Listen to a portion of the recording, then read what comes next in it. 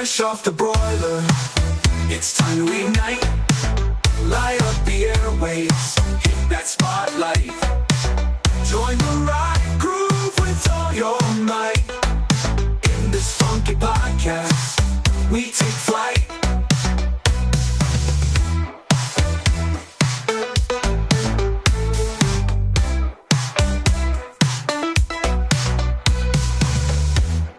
Ladies and gentlemen, please welcome to the studio, the one, the only, Burger Planet!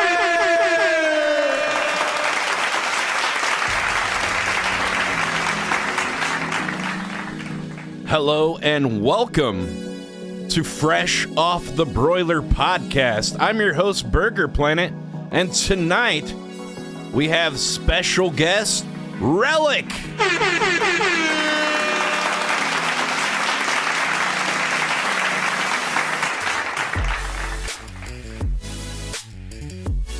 All right, we got Relic on the screen, finally. There we go. What's happening? I'm also having technical difficulties I'm trying to fix. All right. Relic, are you live from your camper van, it looks like? Yeah, I'm in the van. I was just out here messing with some stuff, and I got these new DJI mics. Oh, cool. And I was trying to test them out today. Well, since we were doing the interview, I figured I would try to test them out, and they are giving me nightmares. So. Oh yeah, I have the same ones. What issues are you having with them? You got the same thing. I'm not getting any audio. And then when I did get audio, it was very staticky. So I'm trying to figure out what's going on with it. Are you streaming from your phone, or you're streaming from your little like camera thing? I switched from the backpack this week to the IRL Pro app in a phone. Oh, okay. I'm testing it for a couple of weeks to see how it works, because I'm getting tired of carrying around, 60 pounds, 50 pounds all the time with that backpack. So yeah. And I was starting to have a lot of problems with the Live View Solo anyway. So I figured it's a good time to try to test out the IRL Pro, because I see everybody streaming from their phones now. I hardly see anybody using the backpack anymore. Yeah, a lot of people like Moblin too with iPhone. Yeah, well, I'm using IRL Pro, but yeah, I'm using a Samsung for my streaming and an iPhone for other stuff. But nice, very cool. Did you try to hook the mic up direct to the USB-C, or were you using the 3.5 with like an adapter? Well, I tried Bluetooth first. Right? Oh yeah. And the Bluetooth was very distorted. You don't want to use the Bluetooth. Yeah. So then I switched over to direct plug, but my phone is not wanting to pick up the USB signal. So. Oh, and I've got it set to USB-C, but yeah, it's not wanting to pick it up. Huh. I have these little adapters too that has like a 3.5 millimeter and then a charging cable. The only one I've got those too. That does I only found one brand that lets you do super fast charging. All the other ones only do like kind of the regular slow charging or whatever. But this Ugreen brand, it's like a Ugreen Hi-Fi audio, it says, but that one actually, it will do the super fast, like 40 watts at a time. So it'll, I tried like 10 different ones on Amazon to finally find one that did the super, that actually, a lot of them advertise that they do super fast, but they don't. They just do regular speed, like 2 amp. Nice. Well, I've actually known Relic for quite a long time. Like, you started on YouNow, right? I started on Facebook, actually. Oh, before YouNow? I started on Facebook. No, I went on Facebook, and then from Facebook, I went to Twitch, and then while simultaneously streaming on Twitch, I started streaming on TikTok as well, and then I left, and then I moved on over to Kick as well. So now I multi-stream on YouTube. Did you never stream on YouNow? YouTube. No, I was never on YouNow. Oh, I thought I used to see you stream on YouNow. Oh, my bad. No, okay. because I started out quite a few years. Like the first 5 years I streamed, I was streaming as a clown. Like I was dressed up as a clown. You Yeah, know? I remember that. And then I migrated from doing the clown stuff. I still do the clown stuff, but it's hard to do IRL as a clown without people trying to call the cops on you all the time. So I wanted to do IRL, and the clown mask was starting to give me some problems with my neck because I was wearing it too much. And so I took the mask off and started doing some IRL streams. Well, didn't you say that your doctor to said something about that the mask was I was having some circulation issues because I was wearing a full silicone mask, and it sucks up, like it moves with your body. It's like the type of mask they use for like movies and stuff. It's cutting off circulation. Yeah, and it was like, and I was wearing it way too much. I was wearing it, like sometimes I was wearing it, I think the longest I wore it was like 24 hours straight, right? Jesus. And I started having like neck problems, and so I went to the doctor, you know, and they did some tests and stuff, and he's like, you have a lot of pressure on your neck, and, you know, have you been, you know, at work, do you wear some type of bracing around your neck and this? And I said, well, I wear a mask. And so I brought my mask in, and he looked, and he's like, yeah, he goes, these things should come with some type of warning label because you're not supposed to wear these that many hours. And so he told me if I did not stop wearing it as much as I was, that I was going to start having some really serious issues. And so wow, I pretty much had to take the mask off, and I didn't want to stop streaming. And so I decided to move, because I used to do desktop and games, and I would do some IRL, but it would always be like horror conventions, haunted house related, you know, stuff that made sense with the clown most of the time, you know? Mm-hmm. And I didn't want to stop streaming, so I figured I would try to do like actual, you know, IRL streams. And that's kind of how I got into starting IRL. But I had started on Facebook streaming roughly about 10 years ago, and I became partnered on Facebook, and then I you know, started on Twitch, and got Twitch partnership, and then TikTok partnership, and then you know, recently started pushing YouTube content because I think YouTube is just really important, like in the whole matrix of what you're doing with streaming and content. I think no one should forget about YouTube, you know? Yeah, I started streaming on YouNow, and then YouTube didn't have, it was in 2015, so YouTube didn't have mobile streaming yet, and then they finally got mobile streaming, like, I think in like 2017 or somewhere around there. So then I started streaming on YouNow, or YouTube, and then, YouNow, then to YouTube, then Twitch, and now Kick. But I was that mask that you have, the silicone one, is that an immortal mask? It's a Shattered Effects mask. Okay. They actually sponsor me, so they cover all my masks. Cool. And they've been a sponsor of mine for a long time. So I try to wear it, but now I mostly wear it if I'm doing like video shoots or like photo shoots, or if I'm doing any type of indie movies and stuff. If I'm doing any movies, I use that mask in like the movies and things like that because it just looks. Is the other mask made by the same company or a different one? The other clown mask you wear? No, the other mask that I wear, the one I wear a lot of times now, like, is made by a separate company, and it kind of fits like a baseball hat. So you don't even feel it on your face. It feels like you're wearing a hat. So it's way more comfortable. It's not restrictive at all. It just requires a lot more makeup. It looks like the mouth hole's bigger too. Makeup. Like in the other mask, you can breathe a little better. Like maybe not as hot. Yeah, it's way better. It's way better. It doesn't look as good, but it's way better. When I first moved to Los Angeles, I was looking for work, and I answered a Craigslist ad that said they were looking for performers for a haunted house. So it was in San Bernardino, California. I ended up driving like 2 hours over to there from LA or however far it was. It was pretty far. And, or maybe it was 4 hours. I don't know. It was far. But then they gave me this immortal mask, like a silicone whole head mask, but it was of a clown.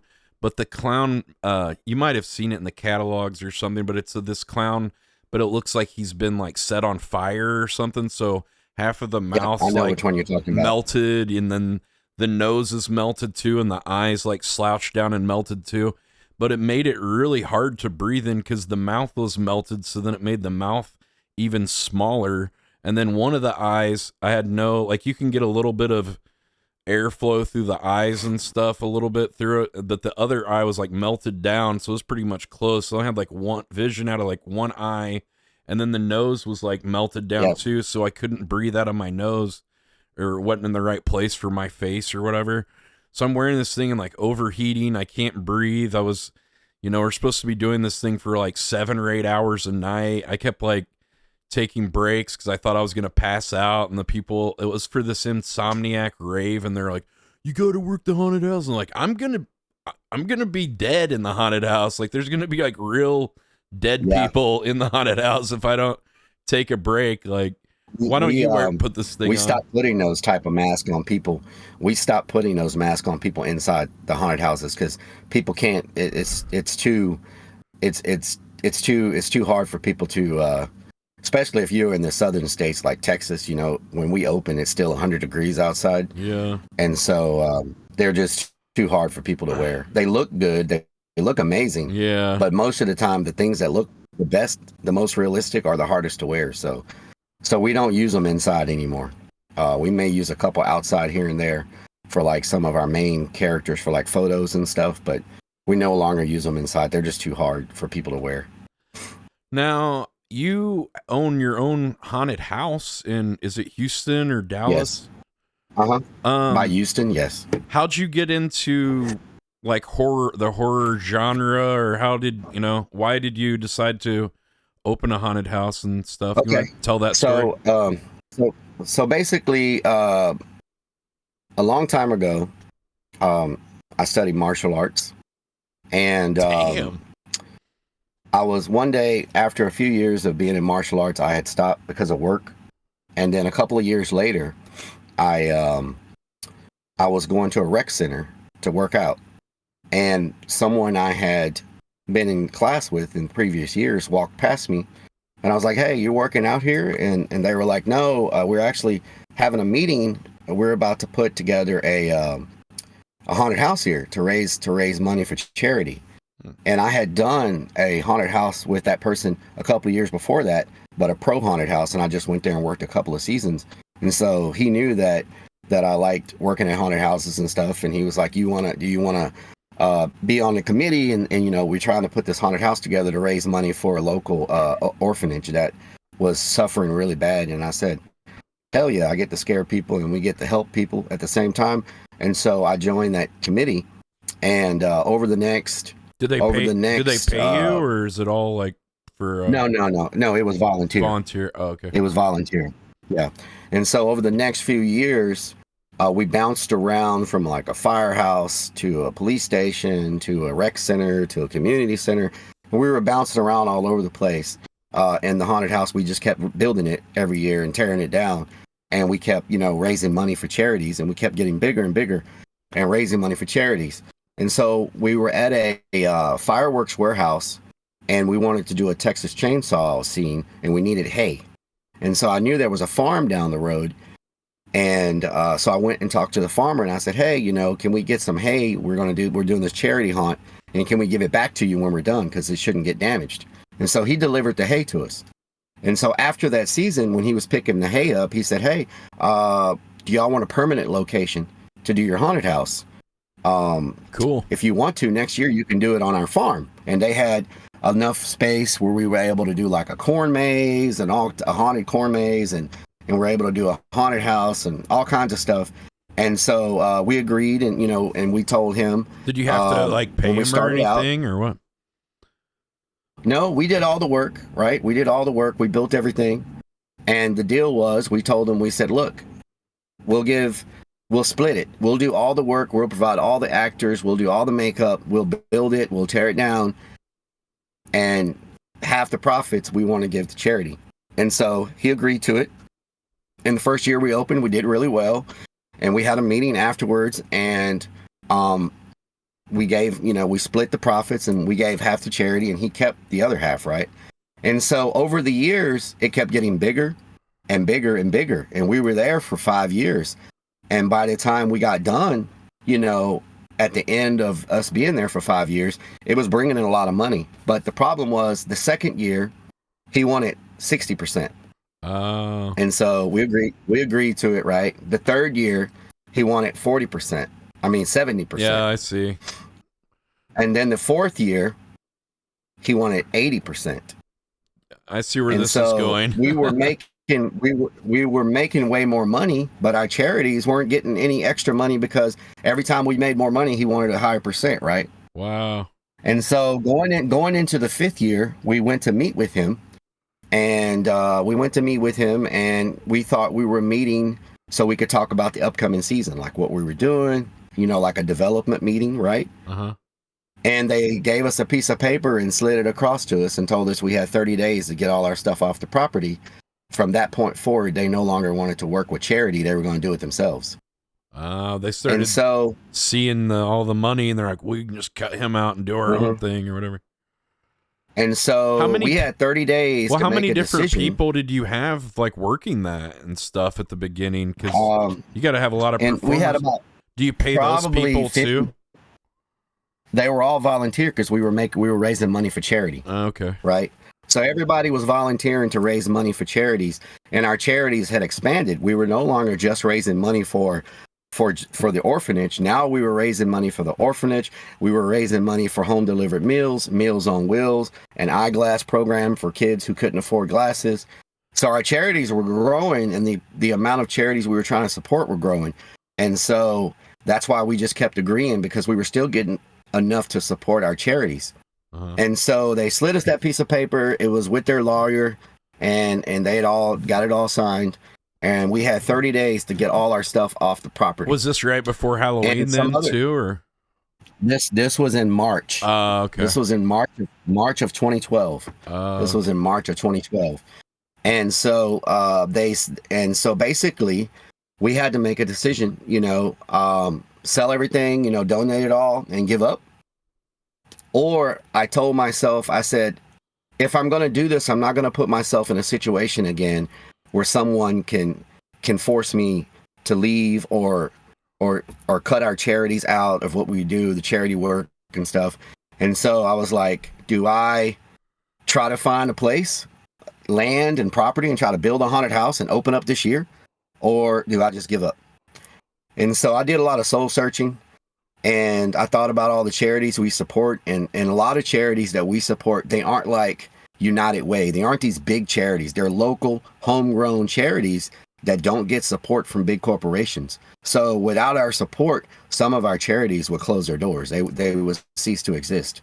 And so I basically pulled everything out of my 401k, everything out of my retirement, got loans, pulled every dime I could together, and went and found a piece of property.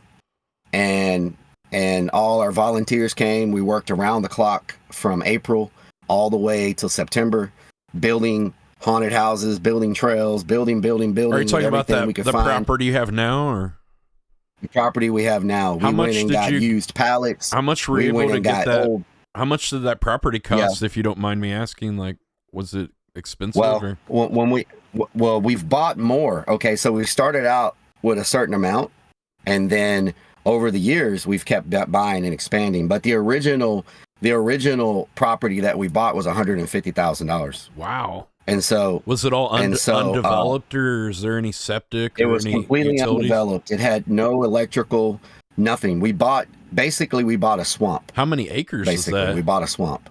And so they went 150 for floodplain. Yeah, but it's in a great location. Location is everything. Okay. I knew it didn't matter the land I bought. What was more important to me was the location, because I can fill dirt. I can bring dirt in and raise ground up and put in infrastructure. But right now, if I was to try to buy that same property, it would cost a couple $1 million in the same area because of where the location, you know. So you know, it's all about the location. I knew if I did not get the right location, I was going to fail, right? And so was there very much stuff around there when you first went, or is like There was nothing. Was it like there an was up nothing. and coming area, and now there's been more businesses come now? No, when we first moved there, there was absolutely nothing in the area. There was nothing. There was nothing. That's why you got it so cheap. And people thought I was crazy. But now, they thought I was now crazy. they've developed around it. Putting a haunted house here, no one's gonna go there. It's in the middle of nowhere. Like, why would you put a haunted house there? And so basically, I threw every dime I could scrounge up into it, right, and continued to do that over the years to try to build up, right, to try to build up to what we are now. And as of this year, 2012 was our first season. So 12, 13, 14, 15, 16, 17, 18, 19, 20, 21, 22, 23, 24, 25. We're in our 15th season. And we just now, in 15 seasons, wow. we just now got our infrastructure finished. Like, it took that many years to get all our infrastructure done, all our concrete water wells, to get everything built out the way that I wanted it. It took 15 years of putting every dime that we make back into it, and also donating to our charities. Also, over the 15 years, we've given almost $2 million to local charities, as well as building up the haunt, building up the infrastructure. And so even though we pay everybody now and we're not a nonprofit, first and foremost, our charities come first. Our slogan, we kind of took it from Monsters, Inc. Our slogan is we scare because we care, because that's the driving force behind everything we do. It's not about making money. It's not about trying to have the most profitable haunted house in the business. It's trying to be the best at what we do and continuing to help our charities, because the only reason any of us started this from day one was to help people in need and to help charities. And so that's what we still focus on, is to try to make sure we're taking care of all our charities first. And so it's been 15 seasons and we're still pushing, so I've seen you guys have that toy drive for kids too every Christmas. Yeah, every year we pick a bunch of families, we take them toys and stuff. And 2 years ago, we got named by our peers. There is a haunted house association that's a global, and the association is based out of St. Louis, and they have a big thing every year, a big banquet for all the haunted houses, and they do awards and all types of stuff. And 2 years ago, Creepy Hollow got named the #1 haunted house in the nation by the Haunted House Association. So that's a huge. And we're going up against Universal Studios. We're going up against Six Flags. We're going up against, major multi-million dollar budgets. How many big haunts are there in America, like around Halloween and stuff, usually on average? Like, how many? There's a lot. There's thousands of haunted houses. Wow. Yeah, thousands. There's thousands, especially when you get up into the Pennsylvania and up in the Northeast and all along up in there. There's like so many haunted houses. It's unbelievable, and they're huge. How many some acres of them are, is your haunt now? Like you said, you guys have expanded and stuff. Yeah, we've expanded, so we're on about 15. We're not using it all. Wow. A lot of it has to be parking, right? And some of it can't be developed because we're surrounded by, I don't know if you're familiar with what intercontinental intercoastal pipelines are, but they're the underground pipeline systems that connect all the states. It's like underground pipe systems. And so some of the stuff that we have, a lot of it in the back is all pipeline systems. So we can never build on it. But we didn't want someone else coming back there trying to block us in and stuff like that and causing us problems. So we basically have a buffer zone around us to try to keep people from encroaching on us, And so some of our property we can never build on because it's Gulf Coast and international and national pipelines that run all over the place. And so how many different people work at that haunted house? Like on the performers and all that stuff, like how many people does it take to make that happen? On an average night, we have about 150 staff members. Oh, wow. So yeah, about 150 on average. And that covers our actors, our parking people, our ticket people, security. We have a bunch of undercover police officers. We have police officers in uniform, but then we have quite a few undercover police officers as well. We have a lot of, since we're so close to Houston, we have a lot of sometimes get a lot of have you ever problem had people any that try to, what kind of situations have you had to deal with there's Houston, like you checking people for guns and stuff? There's some dangerous people in Houston, right? yeah, you have to go through a metal detector to get in, and you have to get your bags checked and everything. But even then, you know, we've had people try to smuggle guns in, knives, tasers, pepper spray. We've had a gun pulled on one of our actors before. And the bad thing about that, the person that pulled the gun was actually an off-duty police officer who came in with his gun. What the hell? And he was so scared he pulled his gun. Was he drunk or what? He said he thought the situation was... You're in a haunted house. He thought it was a real situation that was taking place, but it was part of what we were doing, like part of our show. You tried to make it seem like a real thing or something, and, like a real. And he thought it was real, and you know, so yeah. And so now we've got a policy: unless you're on our payroll, you're not bringing a gun in. We don't care, you know, who you are. But because of that situation, you know, it's not good. So if you're the type of person who's really scared and you have that reflex, you probably don't need to have a gun in a haunted house. Yeah, you know? So, no kidding. And so we've had people pull out knives. We've had people everything happens in a haunted house. We get women taking off all their underwear, punch the actors, or they try to punch the scare guys or whatever, the ghouls. Oh yeah. They try to punch all the time. You get the way we train our actors is, we tell them, if you're gonna work here, be prepared to get punched, pushed, you know, spit on, because it's gonna happen, right? Now, sometimes we have to look at our cameras. Was it a reflex? Did they not mean to do it? Because some people, you know, they get scared and they throw their arms up. Yeah. Did they not mean to do it? Or were they walking through actively looking to punch people? And so the people that we look on, when we go back and look at our cameras, if we see someone that's obviously trying to hurt people, we just have them arrested and they leave. If it's someone and it was an honest reflex, you know, we just tell them, hey, be careful. You're in a haunted house, so just be careful how you throw your arms around. So we have to look at everything case by case because, you know, some people make an honest mistake and we don't want to ruin their night just because they had a reflex and they got really scared, you know?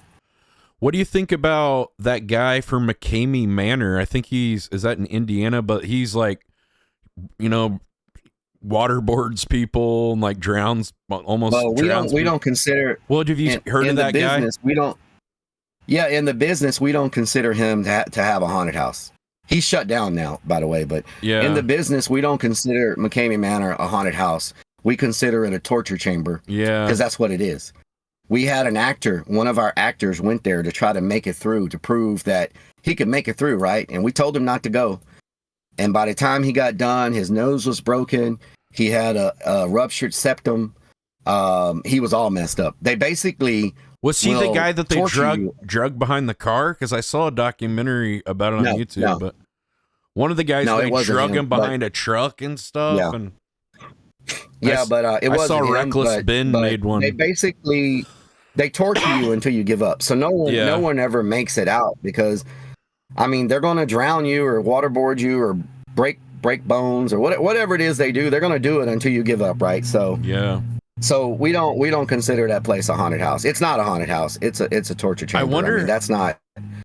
I wonder how that guy hasn't been sued, because even though you sign a waiver, there's still like he could still be sued for gross negligence or something, I would think. I think he goes in places where, you know, he started in California and then he moved. He's been relocating a lot, and then finally he went to the last place, and I think they shut him down.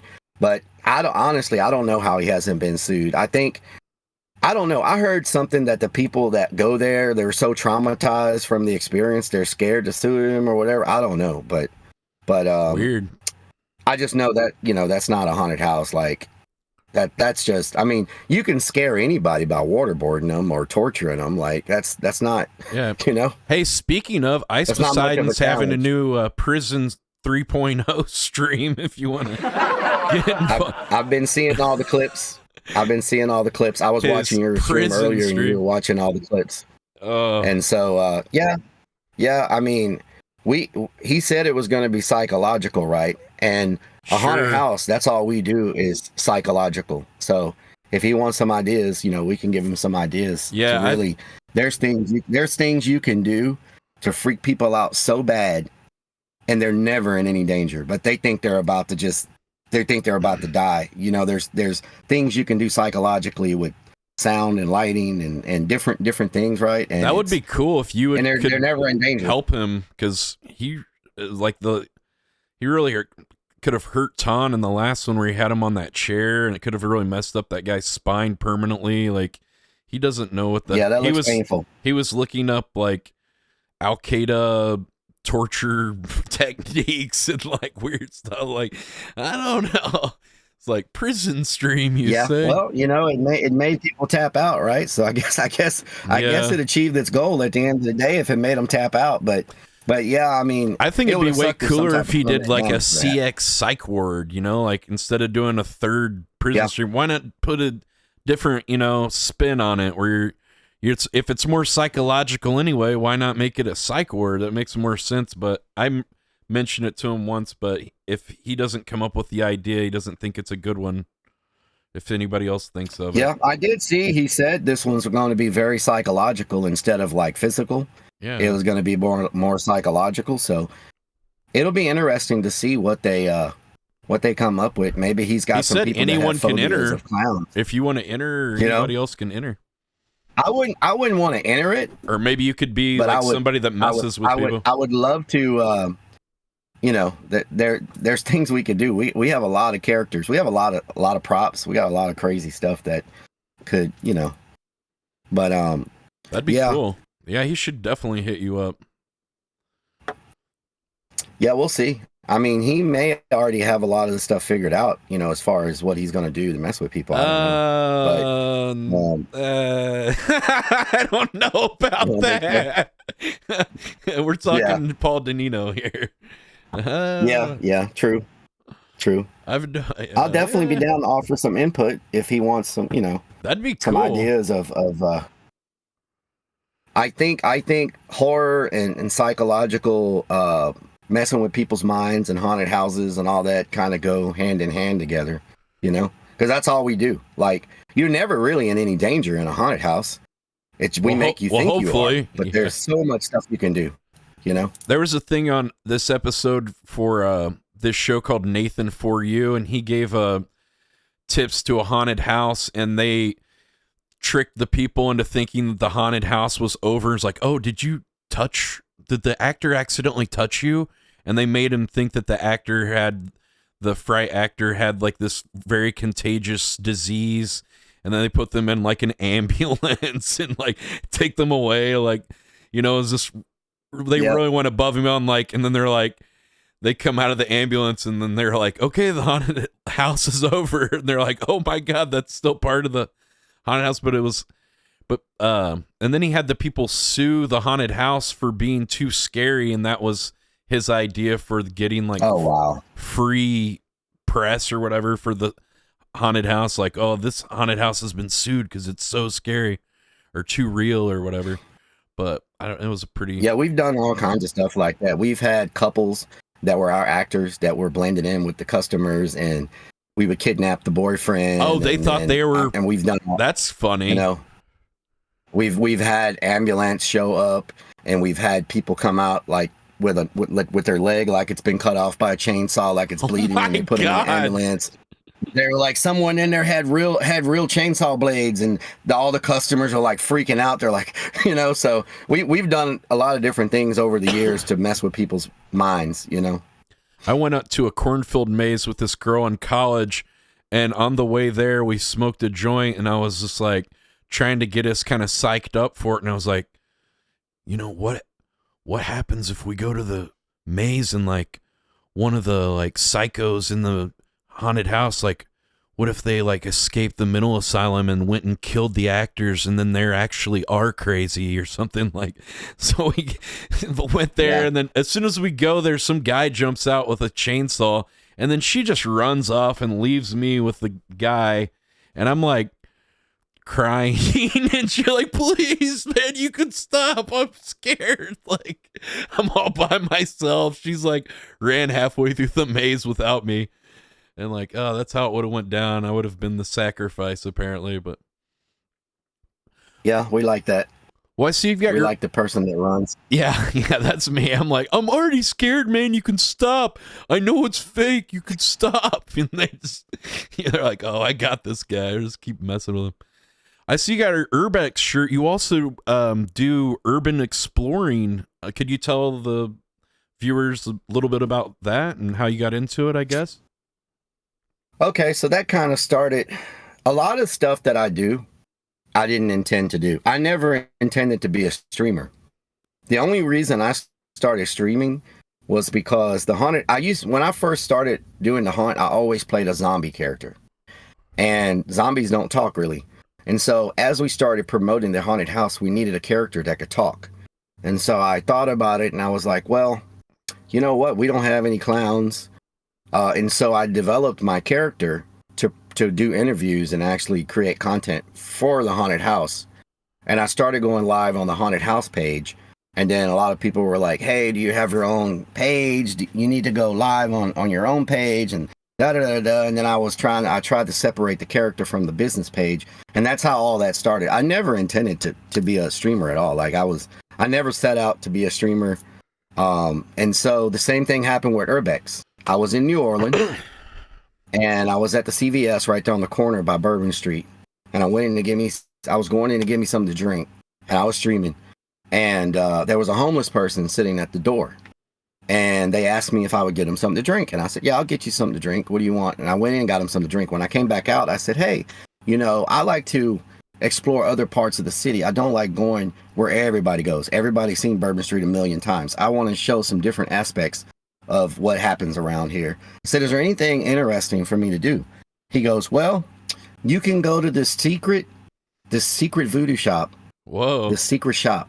And if you give them this password, they'll take you through a hidden door that takes you through a tunnel, and it takes you to this vampire graveyard. What? Where no one knows about it. You got to have the secret code to do this, right? And you can't get in through this passageway unless you have this password. And it's New Orleans, right? So I never put anything past New Orleans. And I've heard a lot about the rumors of the underground cults in New Orleans and the vampires. If you've ever done any research or been in New Orleans, you know the lore with the vampires and all that stuff. So I was like, maybe there's something to this. And he said, also, there's an abandoned Navy base on the other side of town that you could go explore.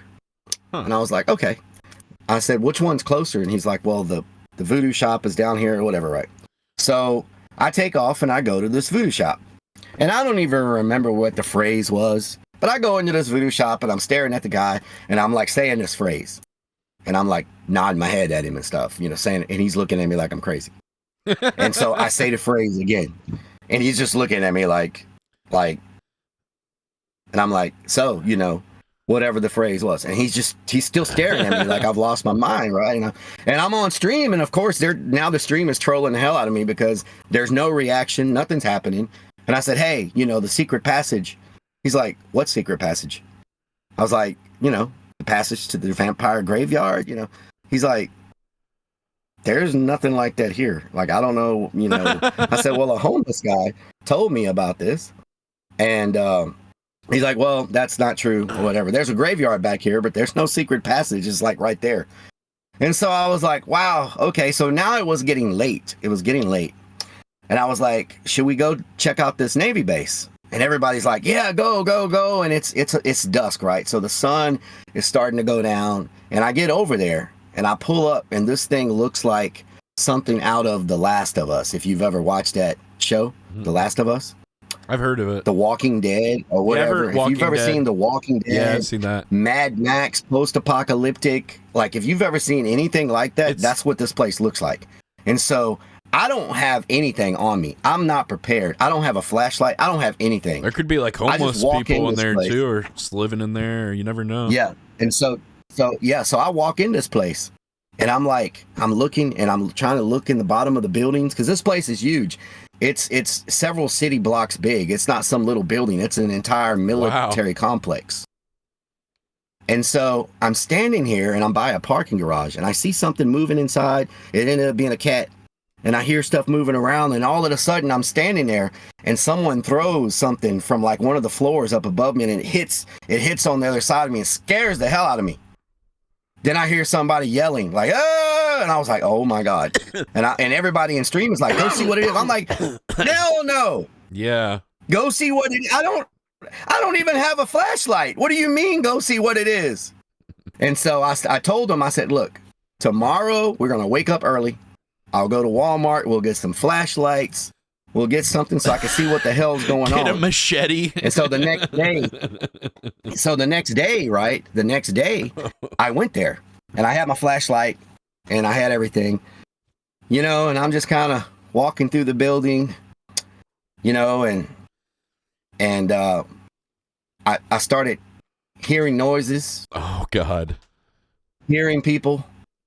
Right, hearing stuff. I went back. I believe I left and I came. It wasn't the next day. I think I went back and got supplies and I came back to the place with all the supplies. It wasn't the next day. Now that I think about it, but I went back and you know, I'm hearing stuff, and so at one point I'm going up the stairway and I'm looking, and I get to the top of the stairway and I look down the hallway and I see something moving from about 300 feet away.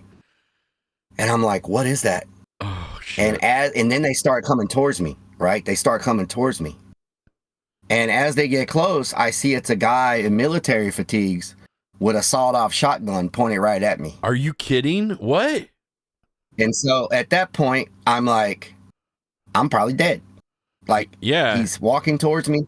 And he's like, what are you doing? No one knows you're there. He's like, yeah. He's like, who are you? What are you doing? And of course, I'm like, I'm Relic. Like, he knows who the hell Relic is. Do they still have security guards there or something, or what? No. This was a homeless guy. Oh, really? This is a homeless guy named Sean. Oh, wow. And I ended up becoming good friends with Sean over the years now. And every time I go once a year back to that military base, and I bring him food, I bring him supplies, I bring him food for his cats. Is he the only guy that lives there? Over the years. He lives there. I mean, is he the only one, or is there others? No, there's many people there. Oh, there's like a whole community. So basically, I tell him what I'm doing, right? I tell him what I'm doing. He kind of lowers his gun down. We start talking. He's actually used to be in the Army. He's ex-military. Wow. And we're talking about different things and all that. And he ends up taking me to his place. And in his place, he's rigged up a shower. He's rigged up a pulley system to pulley stuff up. Cool. He's got a way to get up and down the elevator shafts. He's made his own vape charger. He's got a vape, and he took a motor with a handle on it, and he could charge his vape. Wow. He's got a pulley system across the roof to take stuff from. He's already ready for the apocalypse. He's like the MacGyver of homeless people, right? He's very smart. Wow. And so, but there is a hierarchy of people, of clans, of tribes within that Navy base. Wow. And so it is like Walking Dead. Leaders. This is crazy. They have different leaders. They've one of the times I was streaming there, I left. But when I left, as I'm leaving, they're telling me that one of the girls that were on their side had got robbed 2 nights before by the tribe on the other side. So she had went back to try to steal her stuff back, but they caught her. Within the same military base, they've got different tribes in the same... Yeah. Wow. Yeah. And so as I'm leaving, they're telling me they've got her locked in a cage right now on their side of the side of the base. They got their own jail cell. So they were getting their people together. This is crazy. To go break her out. Lord of the Flies. Leaving, right? And so one of the time I'm leaving, there's a police officer out front, and she sees me, and she's like, "What are you doing?" I'm like, "Oh, I was just walking around talking to some of the people here." She's like, "You know, we don't go in this place without a full SWAT team, right?" Like, what? She goes, she's like, "Someone was just murdered on the back side of this building last week." She goes, "There's been so many murders here and so many shootings."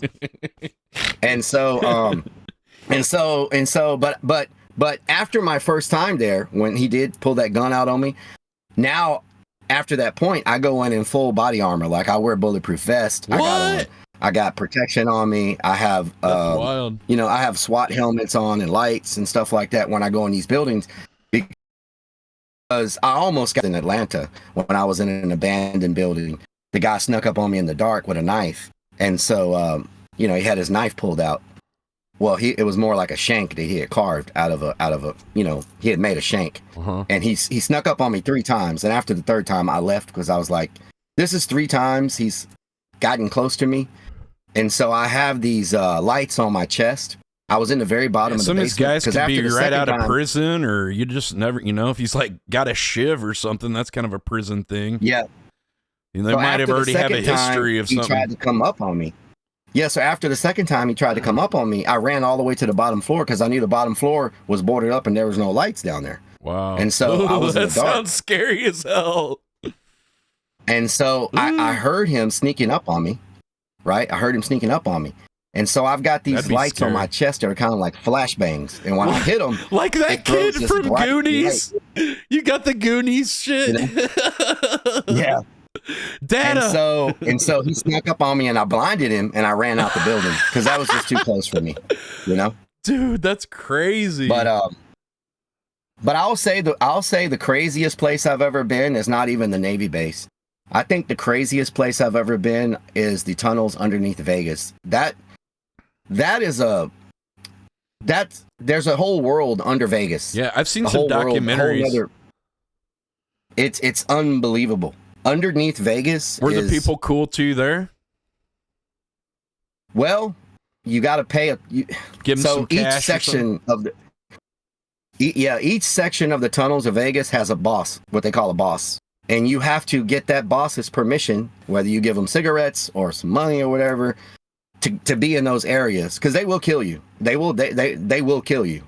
And so you try to figure out who the boss is. You try to talk to them first before you don't just barge in. Plus, a lot of them have dogs and all kinds of stuff underneath, you know, in there, right? So yeah, you don't want to just barge in.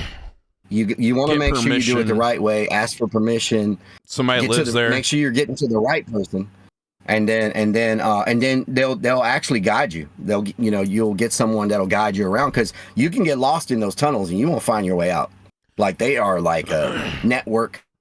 Do you know the tunnels under Vegas? You can take the tunnels under Vegas and you can take those and you can end up all the way at the Hoover Dam. A lot of people don't know that. Really? Well, also you can when it make rains, it all the way to the Hoover when Dam. it rains, those are just flood tunnels and they flood out, and people die when it rains. They don't get out in time. Yeah, they do. They do. But there's a whole society living under Vegas. I went in one tunnel and it was completely floor to ceiling, was nothing but luggages. And I asked him, I said, why do y'all have all these luggages? He goes, well, people don't pay attention. He said, you'll be sitting on the Vegas Strip and they take their shit. We got okay, so you know the vents, like the gratings like in the concrete. They've got some of those where they can pick them up, and they'll have a person above ground when someone's slacking, and they'll snatch their luggage. They'll come out from underground and get it. Waiting. Well, the person above ground snatches it, and he knows which grating they're going to be at where it can be opened, and they open it, throw it down to that person, and close the grating back. And it happens in a matter of seconds, and no one has any idea where the luggage went. It's just gone. I've never heard of that. They're so quick at it, like it's so fast. That's nuts. Oh yeah, he told me that's how they do it.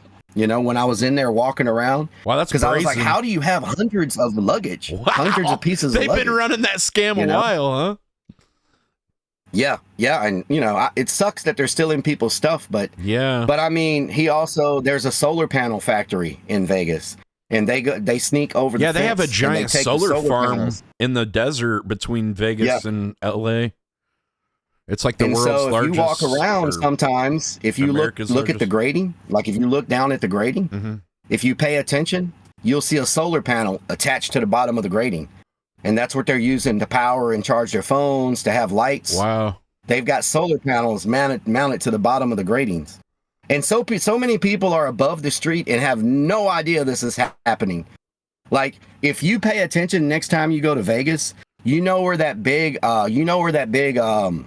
Well, is it Ferris one of wheel the looking thing is right there? one of the? Oh yeah, by what is it? The Luxor. It's by the Luxor, and then I heard there's an opening that goes under there too. That's by what's that place? That's, I think Siegfried and Roy used to perform there. They're everywhere. There's openings behind Trump Tower. There's openings behind the Sphere. There's openings by that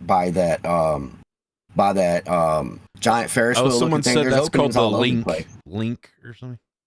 But if you're ever in Vegas again and you go to that Sphere, pay attention to the grading. If you look down when you're walking through there, you'll see faces and eyeballs staring up at you. Oh, those are the people. People don't even know. That's like weird. You'll see people passed out, sleeping. Like they'll be passed out and sleeping under the grating. And so if you're walking and you just look down, you'll see someone staring right at you, like up through the ground, That's through the grating. Wild. You know, man. Yeah. I better not wear a skirt next. I'll have to stop wearing my mini skirt. Yeah, exactly. Don't wear your kilt. Don't wear your kilt. Or else I have to start wearing panties now. Actually, with my mini skirt. Do you ever have? So that's how I got into urbex, and I use the urbex to inspire me for new scenes and ideas for the haunted house. Because some of the most messed up things I've ever witnessed have been in abandoned buildings, dealing with some of these people, that I come across, and some of the stories that they've told me. It's stuff that it's so crazy that I'm like, I can turn that into a scene. I can incorporate some of this into the haunted house, right? And so I use it as a way to inspire to come up with new ideas for the haunted house as well, because what's more realistic than stuff that really happens, It's luggage night at Creepy Hollow. Bring your luggage. Yeah. It's gonna disappear. Yeah, it's luggage night. Yes. We pop trunks when you're parked and take all your luggage. I had a question about the urbex stuff. Like, do you ever do any research about these factories and these places to see if the potential of, like, if there's like toxic chemicals in there you don't want to breathe, or asbestos or something? Yeah. Like, do you wear a respirator? My day job, I work in environmental management. That's my actual day job. Oh, wow. And so I have a lot of background and experience with stuff that's environmentally related, whether it's asbestos or lead or indoor air quality or water toxins or do you look up if like there's super fun sites or something, like, and try to avoid those? Yeah, I've been to super fun sites. Yeah, I've explored super fun sites and all kinds of stuff. Do you wear before. some kind of suit or something, or bring a Geiger counter or something, or what do you? Well, how do you do that? Well, safe? The thing is, the EPA has certain levels. The EPA has certain levels that things have to stay below, right? And so, as long as you don't enter these certain zones in these areas, and as long as you're not sitting here drinking the water and trying to dig up the dirt and rolling around in the lead and everything, as long as you know how to mitigate the stuff, you're okay, right? It's just like you could be in a building that contains asbestos. If you're not one of the idiots that's going in there and just knocking all the walls down and making dust, lighting everything on fire, and you're okay, right?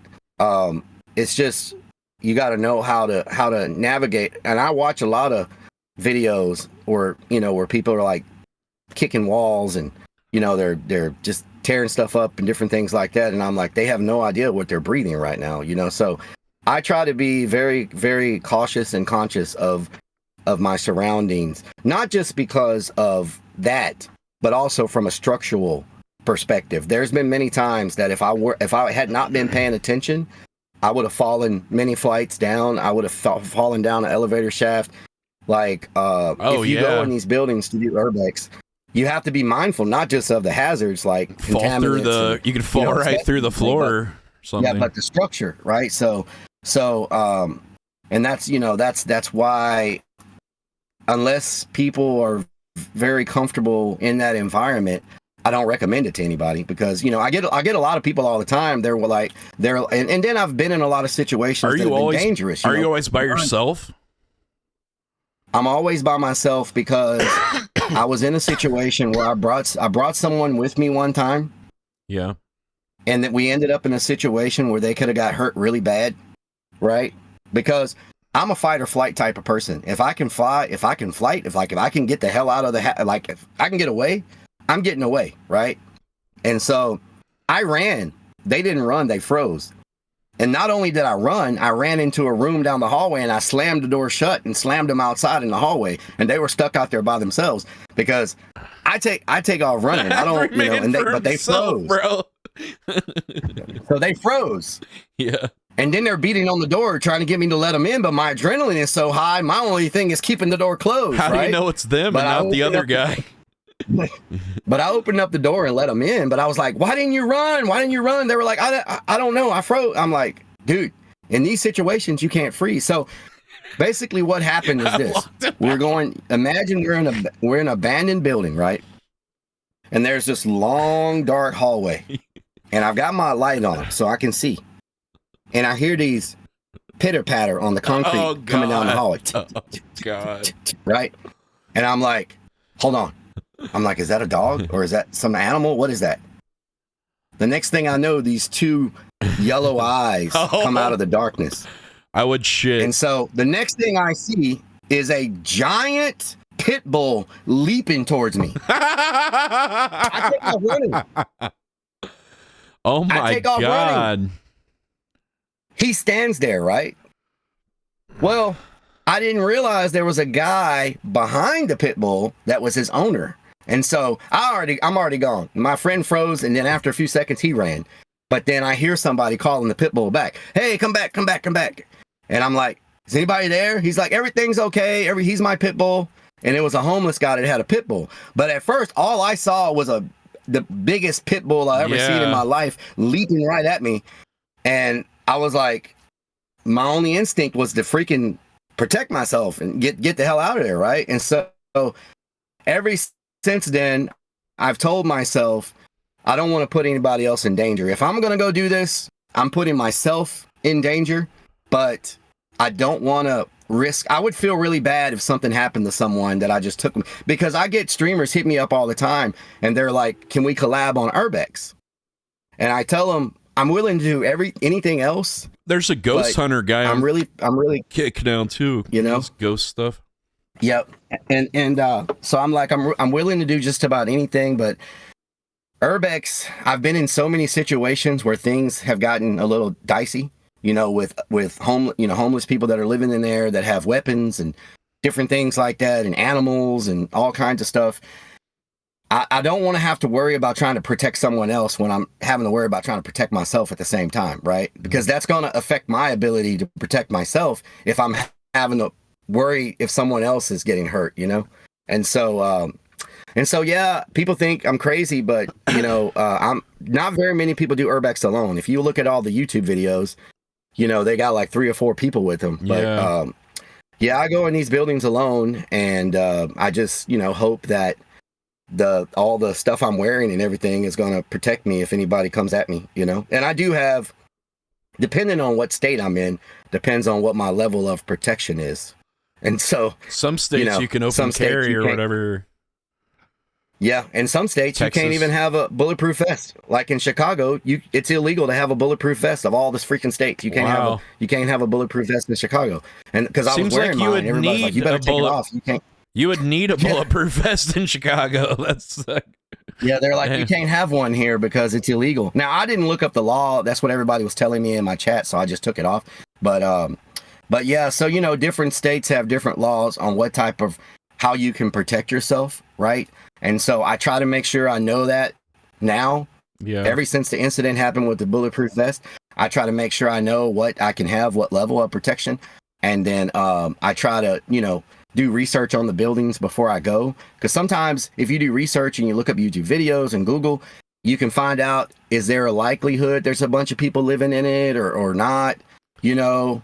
Are there alligators? Are you in some forums or something with that stuff? Or is that how you find some of the places? Or yeah, there's all kind. There's actually a map. There's a map, a Urbex map that shows you Urbex locations. There's Reddit. Reddit is really good for finding Urbex locations.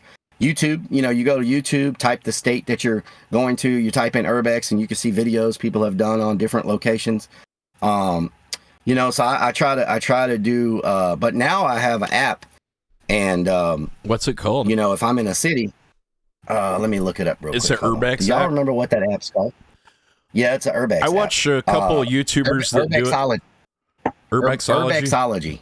I watch and so, Exploring with Josh and this guy Shay. It's like SHIEY or something that does Urbex stuff. I don't know. There's a bunch of people that do it, but yeah, there's a bunch of people that do it, but there's a reason why no one live streams it. You know, a lot of people do YouTube videos, but no one really live streams it. Couldn't somebody make like try to make some kind of try to get you in trouble or something doing it or something like, oh, he's down at whatever. Yep. He's not supposed to. Yeah, you got to be careful because you know. I wouldn't tell anybody where you're at when you're there or whatever. Yeah, so now I have a policy. Now I don't show anything until I'm inside. You know, like I'll put the screen on a be right back or something, and I actually show the location once I'm inside the building because you know, you just don't.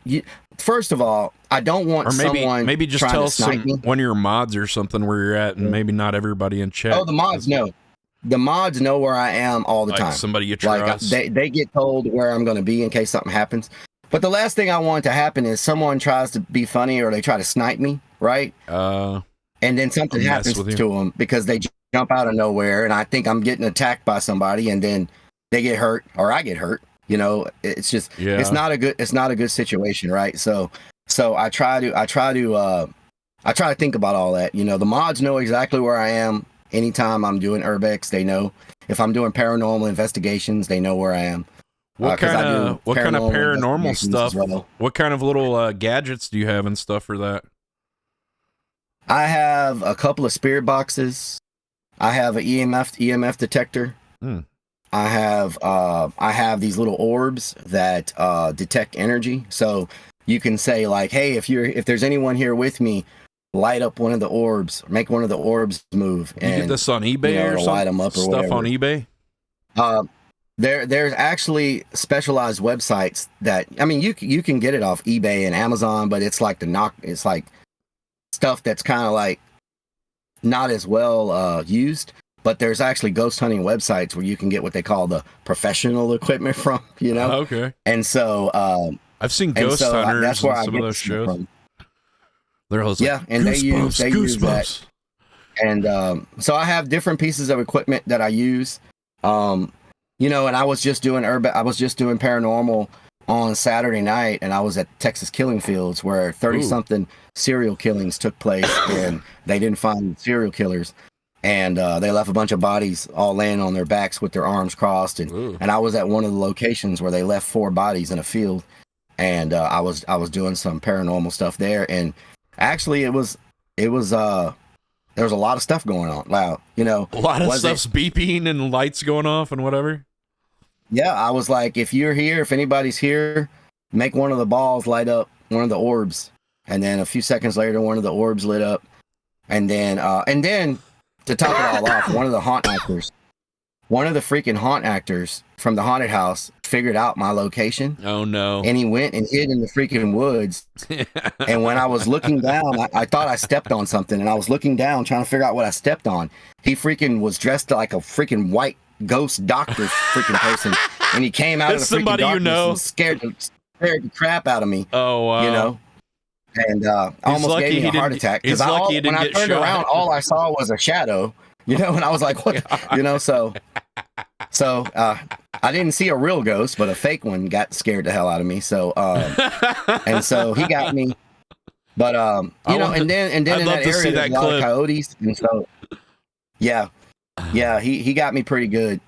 Probably the most profanity I've ever spoken in my life happened in that one clip. He's lucky he didn't get shot or something. You know, I told him. I messaged him afterwards and I said, "You're lucky. I wasn't packing a gun." Yeah. He's like, "Oh man, but it was worth it." I was like, "Would it have been worth it if I would have shot you?" Like, you know, like it'd be worth it. He's like, "You know, you're hard to scare, and I finally got you." I was like, "Dude, that doesn't count because anybody's going to be scared in that situation." That doesn't count. It counts. Dude, I'm surrounded by ghost hunting equipment that's beeping and going crazy, and I just stepped on something, and then you just pop up out of nowhere. Like, of course I'm going to be scared, you know?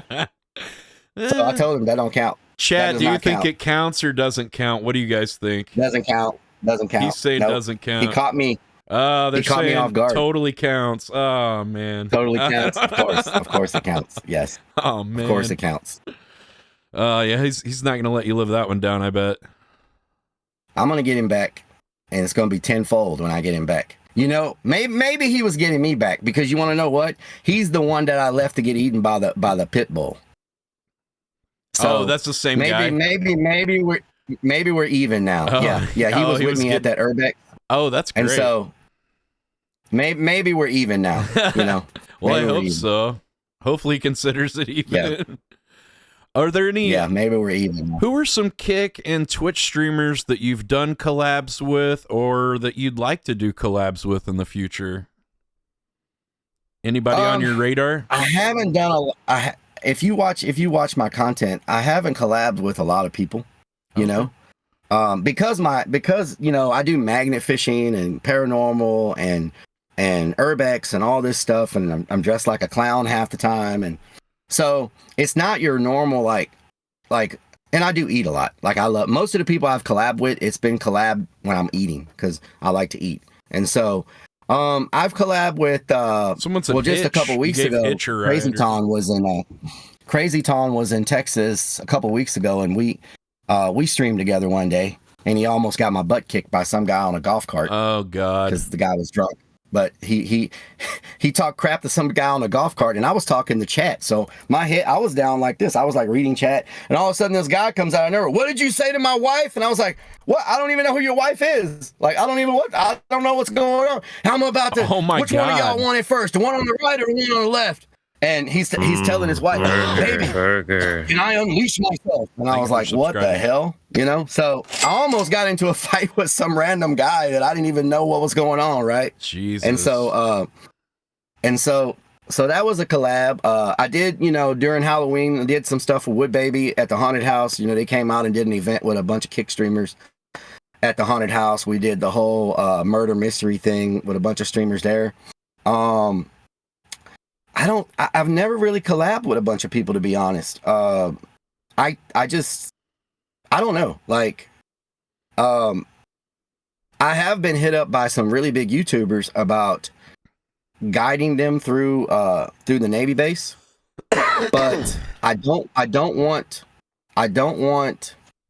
the people at the Navy base to think I'm exploiting them. Does that make sense? Yeah, it might seem disingenuous or something. Because these are some like, really big YouTubers. They might be like, oh, he's using us or something. I see what you mean. Yeah.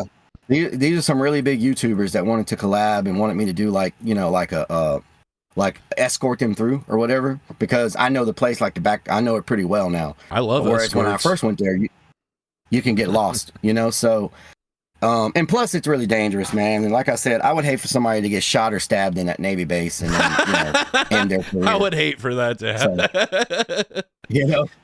So, but as far as collabing, you know, I'm down to collab with people. It's just I don't do a lot of stuff that I don't drink, right? So, you know, so doing the old bars and all that stuff is not really. I'll just drink a Diet Coke. Like I don't really drink or do anything like that. So, and I DJ'd in a club for a lot of years, and so oh really? I spent many years DJing in a club. What kind of club? Like what kind of music? Clubs. And so different stuff. Hip hop, like hip hop club. Mostly hip hop, mostly rap hip hop clubs. You know. Did you have a DJ name? And so, yes. What was your DJ name? Is it funny? I don't want to say my DJ name because then it'll go down a whole nother rabbit hole of stuff. Because at that time I was also doing music, and so you know that's a whole nother life. Like I've moved beyond that life. you were doing like hip hop songs too?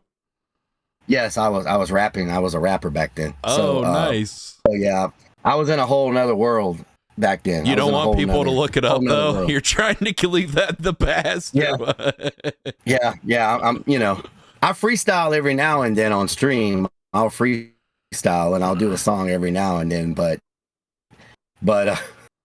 that's in the past, you know. And so, I don't need to bring that back to the future. Someone said, was it DJ Poopy Pants? Is that why they looked you up with it?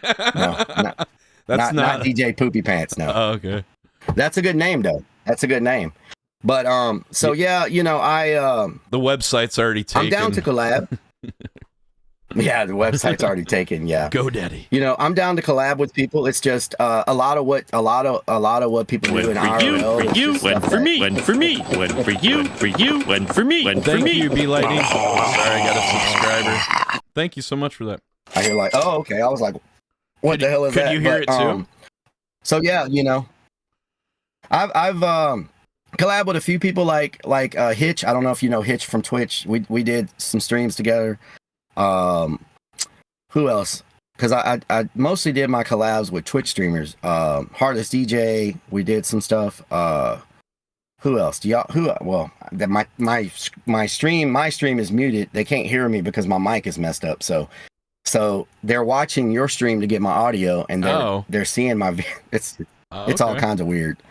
But right on. So yeah, I noticed you got DJ. You have some fans in here. I collab with iDoc Talk, Hardest DJ, Hitch. I don't know if you remember Hitch. He hitchhiked all across. Yeah, he's the planet. bicycle guy. Yeah. Hitch.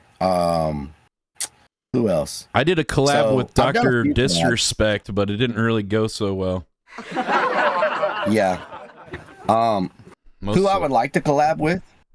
You know, I really don't know who I would like to collab with. I really don't think about collabs a whole lot, to be honest. I'm like this. If something happens and I come across somebody, said or I just Shook one. They said. Oh yeah, Shook. Yeah, I did some stuff with Shook one. We actually did a song together. Actually, Shook. I met him at BlizzCon. The way I look at it, I don't actively seek collabs. If I just happen to come across a streamer while I'm out streaming or whatever, I have no problem hanging out, talking to him or whatever. But I don't chase collabs. Like I don't go chasing people to try to like, you know, because I have this thing about I don't want people to get the wrong impression. You know, I don't want people to think that I'm trying to like collab with people to try to leech or take viewers or leech or anything like that. So I just really don't even do it that much. If someone reaches out to me, I never say no. I always am willing to collab with people, but I don't want people thinking that I'm trying to like do that type of stuff, because that's not what I'm about. I don't stream for like numbers and stuff like that. I stream because it's something I love to do. You got to understand, I streamed for 5 years before monetization was even a thing. Wow. When I was streaming for many years, there was no monetization. There were no subs. When did you start? Bits. There were no. I started. What did I start, y'all? About 11 years ago. Oh wow. And so when I started, I didn't start because I'm like, I'm gonna make money off of this, right? I started because it was something I like to do, and I still like to do it. And so for me, it's not about trying to get the most numbers or trying to get the most subs or trying to make the most money. For me, it's about building a community of people who just like hanging out together. You know, like we just like hanging out, you know, messing with each other, you know, trolling each other and just having a good time. So I never started streaming because of any type of monetization. Don't get me wrong, the monetization is nice because it helps pay the bills.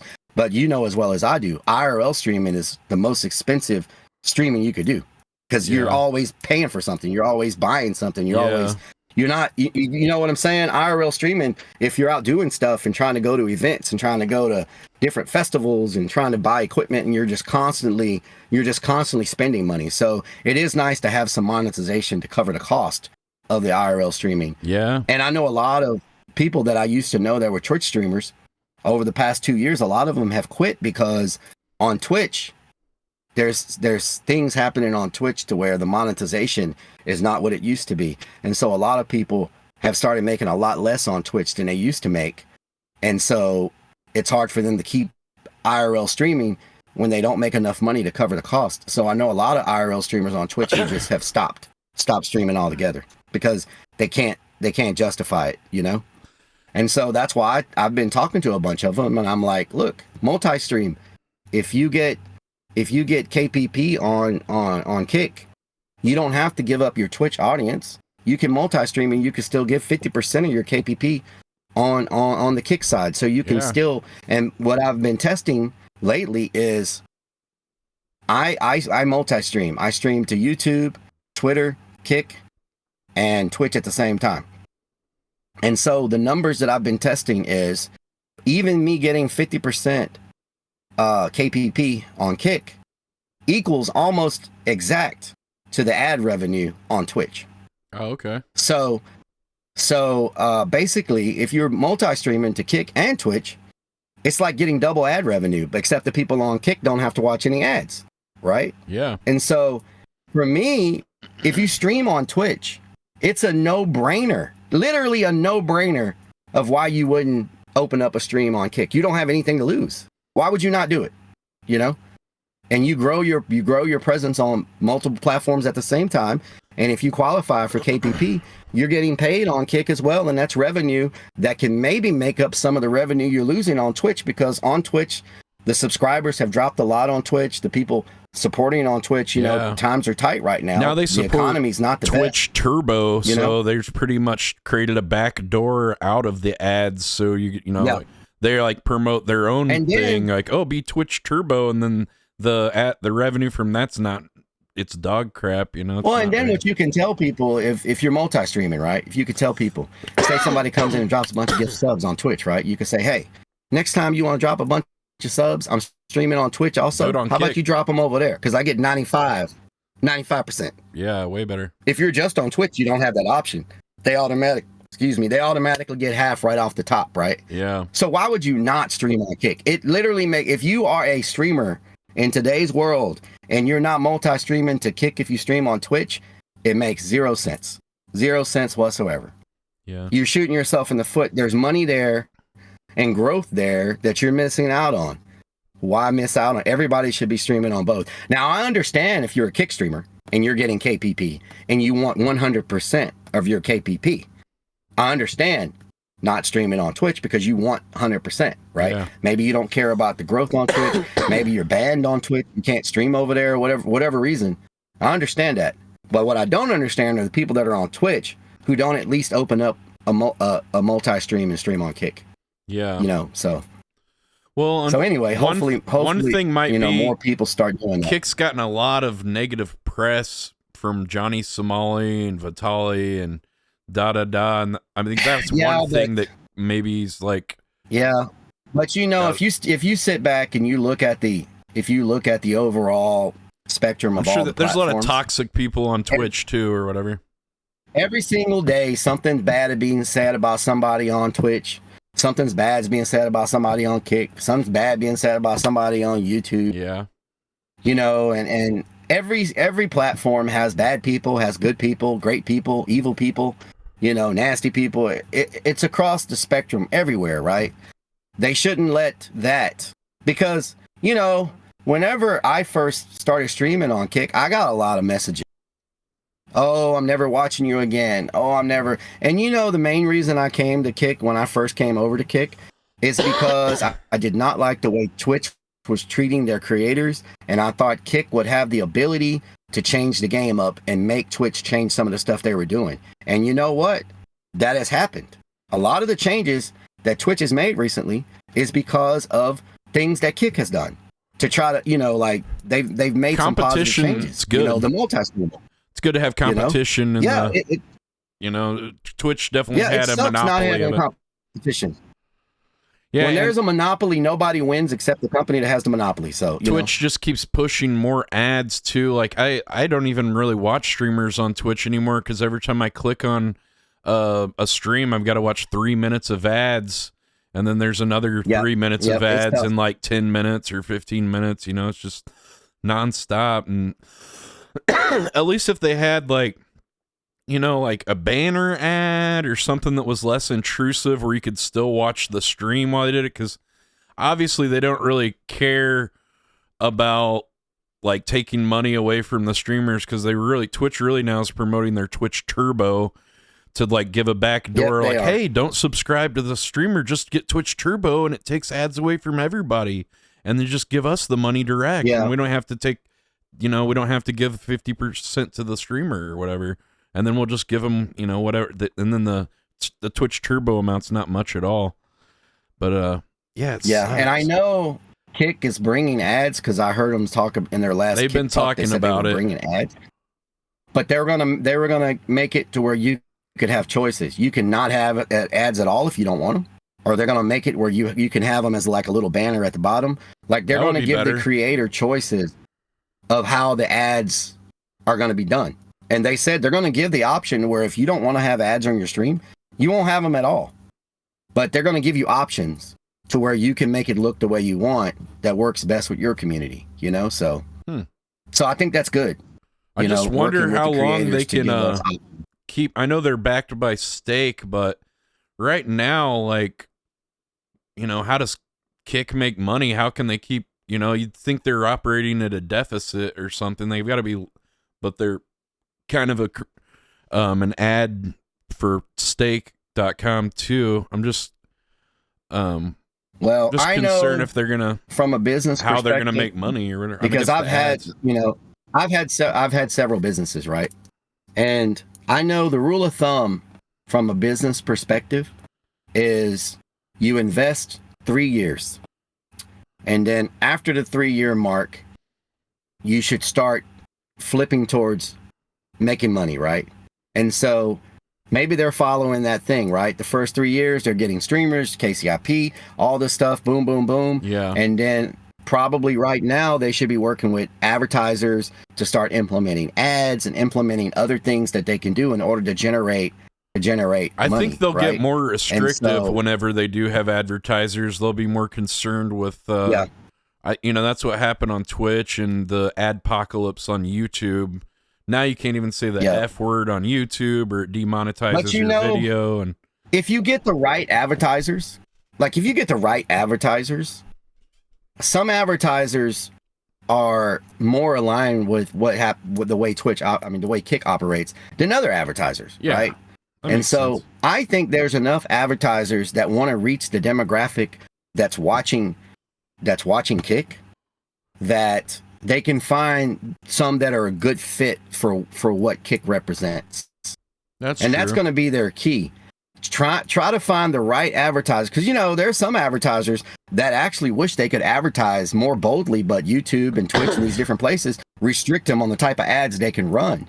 I think Kick's silver lining is going to be they can give these advertisers more flexibility to run the type of ads they really want to run and not have to be so restrictive. So the same way Kick is a little more lenient with some of the streams, I think they can provide more leniency with what advertisers can put out there on their ads to just, you know, I think there's a market of advertisers out there that Kick will appeal to, because Kick will give them more freedom with their ads.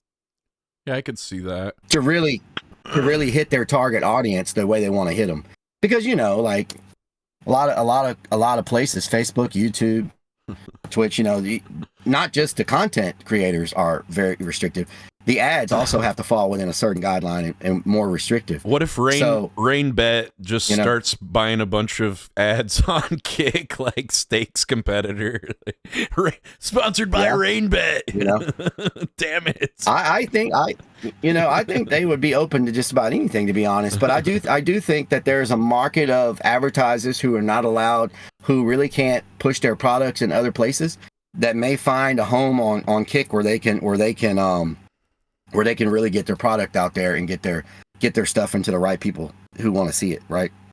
So basically, to just cut it to the chase, the a little more bolder type products, you know, bolder advertisers, I think will find a home on Kick. I don't think Kick will even have to worry about Honda or Ford or Chevy or that type of stuff. I think they're going to find their own advertisers who want to push their product there. And then I don't know if you saw yesterday, but Kick just got to almost 1 billion live views, 1 billion hours viewed yesterday. And is that total? TikTok just passed. Yeah, TikTok. No, like in the first quarter. Oh wow. TikTok just passed Twitch yesterday in the first quarter for the first time ever as the second most viewed platform on live streams of any platform, followed by YouTube, TikTok, and now Twitch used to be number 2. Now they're number 3. And the crazy thing about Kick is YouTube's number 1. Only had 4. Twitch had YouTube's number 1, TikTok's number 2, okay. Twitch is number 3, Kick is number 4. And Kick had 1 billion watch hours. Twitch only had 4 billion. So Kick is already a quarter, 25% of the watch hours that Twitch has. And it's growing all the time with them bringing in the Spanish market and the other markets. I do think they need to figure out a way to bring in more of the US market, but if you go look at the IRL section and you scroll, the first top 20 streams half the time are like in other languages.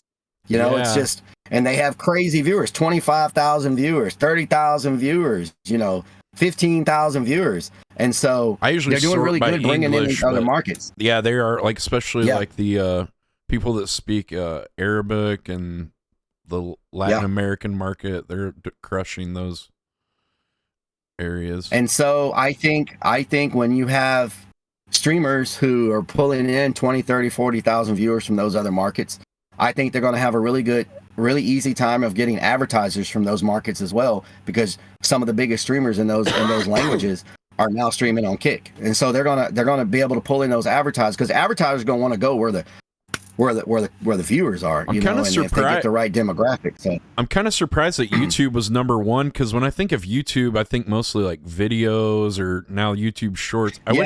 I wish they would have done YouTube Shorts. When you got somebody like I Show Speed pulling in, when you got somebody he's like probably the biggest, right? Hundreds of thousands of, I'm sure a lot of those numbers were his. He's the main one that comes to mind. Like, besides him, I know there's a bunch of like random gamers and Dr. Disrespect's on YouTube now. Well, for example, but there's. I don't know if you. I can't even name like 10 YouTube right? streamers, really. But so I don't know if you're into crypto, but anytime something happens with the crypto market, whether it's a crazy dip or a crazy rise up, you get hundreds of crypto analysts all live at the same time on YouTube, like all the time. Okay. And so you've got things like that going on, where there's just hundreds of people live streaming the crypto ups and downs, and I see. All these different little subcultures that are all going live on YouTube. You've got, and everybody has YouTube on their phone. It's built in or whatever. If you have Android. You got the shopping network people who are like selling stuff, and they're all live. And so there's all these little communities of people who you may never see on YouTube live. YouTube India and stuff's huge. India and like Asia. Yeah. Some big so markets. I can see how YouTube is, I think YouTube is just a monster. It's a beast. Anytime I need to fix anything, I go to YouTube. Same. Anytime, like when this stream is over, how am I going to figure out these problems? YouTube. Like I use YouTube for anything I need to know about researching urbex, researching this. I just constantly go to YouTube to learn, this entire van that I built, right? I built it all from scratch. Everything, all the knowledge I got to build this all came off for YouTube videos. And so YouTube is just a beast. But they're the top live streaming, followed by TikTok now, followed by Twitch, followed by Kick. So Kick is doing great. I mean, to grow that much in such a small amount of time, Yeah. I'm very excited to see where the future takes Kick. I think Kick's doing a lot better than D-Live or Mixer ever did.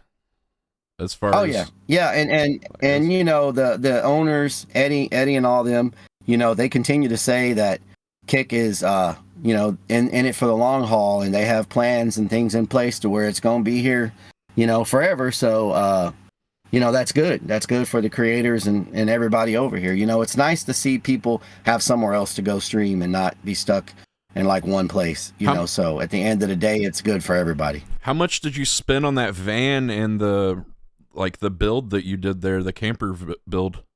I have. How much you have in on probably that? About $20,000 into the van. That's buying the van and building it out. Buying the van, I think I paid around $10,000 for the van. And then most of that other money went into my solar power and my lithium batteries and my electrical system, because that stuff is very expensive. Like, I have 4 batteries, and each battery is like almost $1,000, so wow. But so the batteries, you got the solar lithium panel, ones? Lithium batteries, and so a lot of the money went into the electrical system, because if you want to be able to live off the grid have AC, TV, Xbox, refrigerator, everything that you need, right? You need to have the electrical power, the electrical system to be able to handle it. And How many watts do you have that you can use? I have 500 watts on my roof, 500 watt solar panel, and it's a special solar panel that it like if I'm in the shade, it still gives me maximum.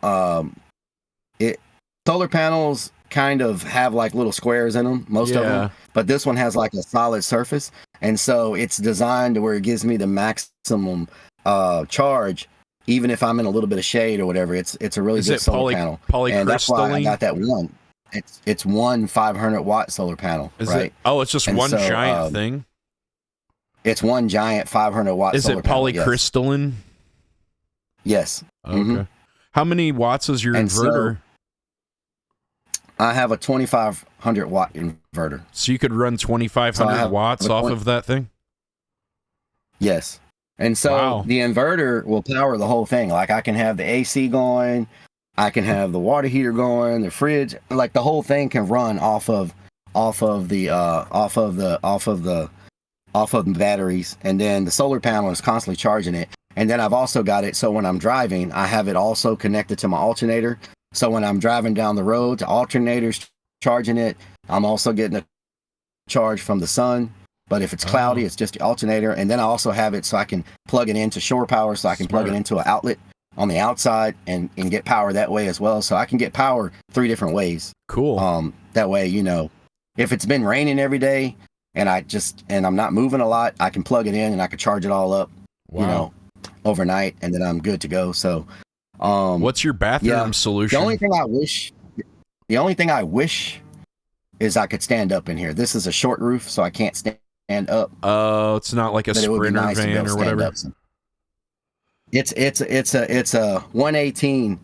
It's a Dodge Sprinter 118, but it's a lower roof than the tall one, right? Okay. So, which means I can go through drive-throughs and stuff like that. Like I can get into places, but I just can't stand up all the way. So I have to sit down to shower. Like if the shower is right here, it converts like this right here. That is a shower. Oh, really? But it looks like a countertop right now. But it converts into a shower, so I lift it up, and then the shower comes up, and I can shower and everything right there. Cool. And then I put it all back down, so it's like a convertible. And then I have a closet right here, and underneath the closet is a toilet. I have a what they call a cartridge toilet. So, but you only use try to use it for emergencies, right? Yeah, you don't just use it. Just I have a jug. I lived in a minivan for 3 Yeah. years, and I had like a pee jug that I would use the pee in. But number 2 would try to go to a restaurant or something. Yeah. I have pee bottles. I have a 5-gallon bucket because sometimes you can't get that whole toilet out. Like you just don't have the time to take it out, set it up, So I have a 5-gallon bucket that's like for super emergencies. Yeah. Where it's like it just gotta go. and it just hits you out of nowhere, and you're like, I gotta go right now, right? Yeah, I had So that's where the place. I had an emergency in the bathroom. I didn't want to lose my parking spot, so because I was in Los Angeles, I had a good spot like under some shade trees, and there's not too much shade parking in LA. So I felt a like I'm like, oh, I gotta go to the bathroom like now. And I didn't really even have like a toilet solution in my van at the time. I was living in my minivan. So I got out, I like throwing my Crocs, and I'm like trying to like squeeze my butt cheeks together and like get to the grocery store that's like 4 blocks away. And as I'm walking down, I'm about to crap my pants, and I'm just trying to like clench so I don't. And as I'm walking, I see like an empty bucket next to this person's like thing. And I'm like, oh God, should I just like crap in the bucket? I was like, no, someone will probably see me on their like Ring doorbell or something. I can make it. And then I walk like another block, and then there's like a giant trench that someone has dug to like bury these rose bushes or something. I'm like, oh my God, I could just shit right there. And I'm like, no, I can make it. Then I can see the grocery store in sight, and I'm almost there. And then the dam burst open, the levee broke. Just happened. I shit myself. There's just poop running down my shorts, down my legs, like diarrhea into my Crocs, into my shoes, just squishing around. Then I'm like, Yep. I can't go into the grocery store now because I have shit all down my legs. So then I like walk with my walk in my squishy shit filled sandal Crocs back to my van. And then I get to the van. I'm like, and it's like, I'm like, oh no, I'm not done yet. So then I make the executive decision that I think I just have to like poop on my blanket or something. I don't have any other options.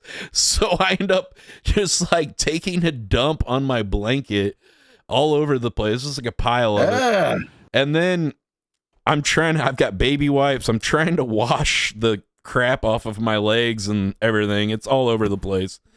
Then I don't have a shower, so I have to go to this church to shower, and there's just a bunch of like meth heads and tweakers and stuff, like some guy drinking vodka in the church lobby. I was like, I don't think you're supposed to do that.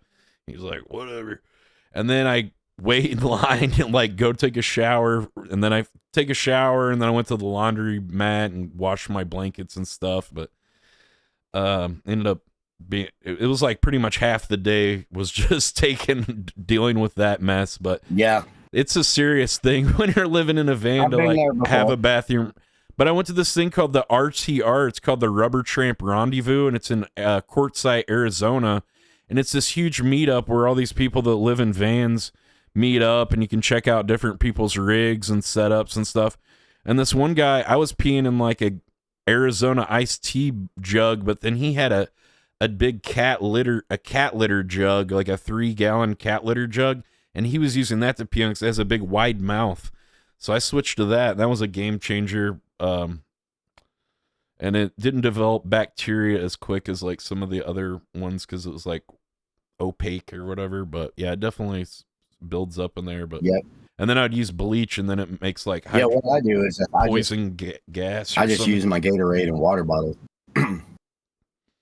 Yeah, well, I had a few problems where like it blew back, and then you get like blows piss back on me or something. So I was like, I switched to that thing, and then I just dump it in people's bushes or something around their house or in the sewer. Nice.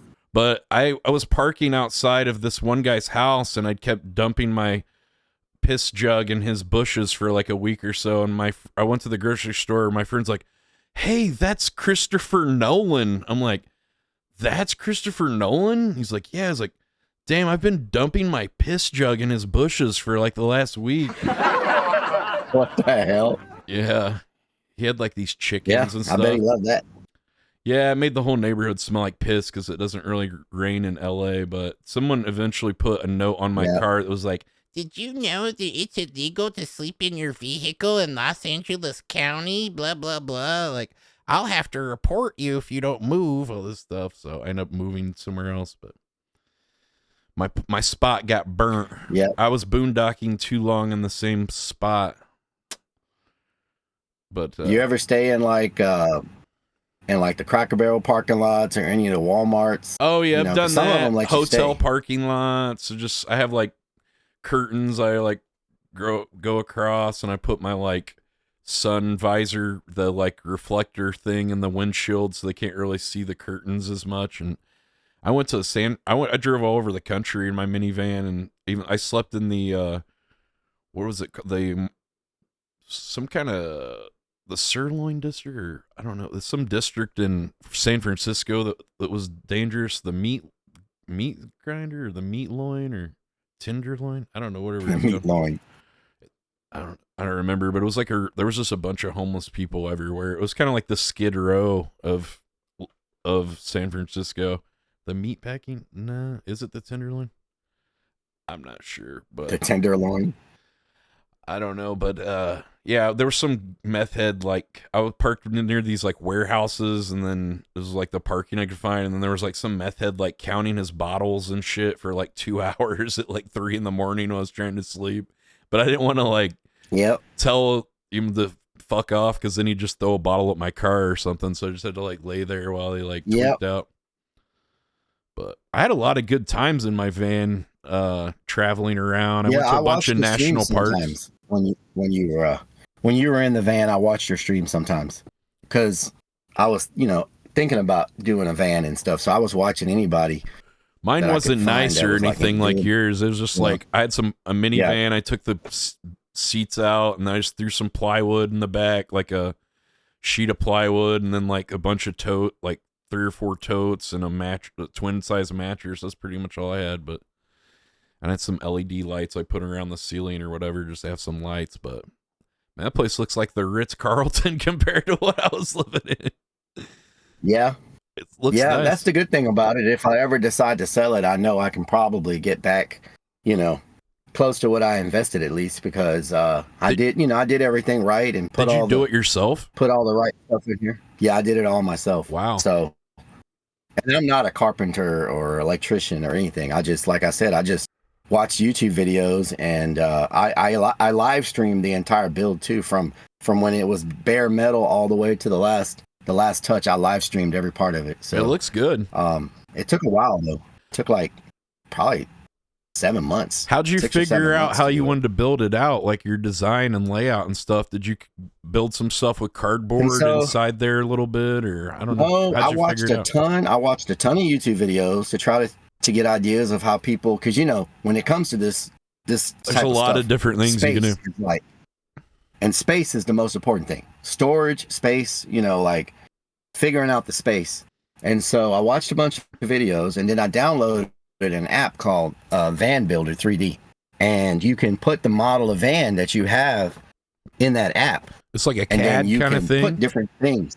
Yeah, it's kind of like a CAD program. Cool. Except you can pick from different things, and you can put them in there and like see what they look like, how they fit, cool. Different things like that. And so I downloaded that, and I kind of did my layout in there, and then measured everything to make sure it would all fit.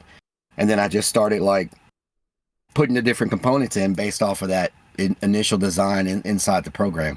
And that's kind of how I did most of it. Is there anything you'd change or like do different now that you've like lived in it and if there's anything I would change, I would probably not have put so much time into the shower, and I would just shower at truck stops or something. The truck stops and stuff like that. Or, if you get a gym membership, they got showers and you can shower in the gym all across the United States, right? Yeah. And so I got a gym membership, and you can shower just about I tried anywhere, to do that. I got the gym membership to Planet Fitness for their showers, and then they told me that I could only go to the local gym. I couldn't go to the other ones. So every time I went to a new gym, I'd have to transfer it as my home gym. It was like a huge pain in the ass. But I don't know. Yeah, I went to they would not let me cancel my Planet Fitness membership after I was done with the van thing, and I was trying to cancel it, and they wouldn't let me cancel. I had to go. They wouldn't let me do it over the phone, and you have to like mail something in to like some random mailing thing. Like it's almost like trying to cancel Girls Gone Wild or something. It's like they make it really you gotta mail in, like go to a mailbox on the Mount Kilimanjaro or something to like so I ended up having to drive all the way to Indianapolis, and then they wouldn't let me cancel it because they said, well, your home gym's in Los Angeles. I'm like, well, I'm not gonna fly to Los Angeles to cancel my gym membership. There's got to be something you can do. And I'm like, why can't you just transfer me to this gym and then I can cancel it? And they're like, oh, okay, we don't want to do it. But so then it took like an hour or something, like for some reason it took for so long. And then I finally was able to like cancel it, and they were like raising hell, and they're like, oh, what if we give you 2 months free? And I'm like, no, I want to cancel. Like, just cancel it. They try to rope you back in. What about 6 months free or something? Like, no, just get it done with.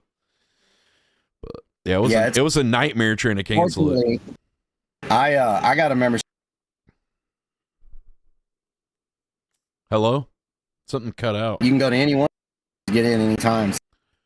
Maybe you have like the more premium owners. Is it Planet Fitness that you're with too? Yeah. Oh, maybe you have like the more expensive. Anytime Fitness.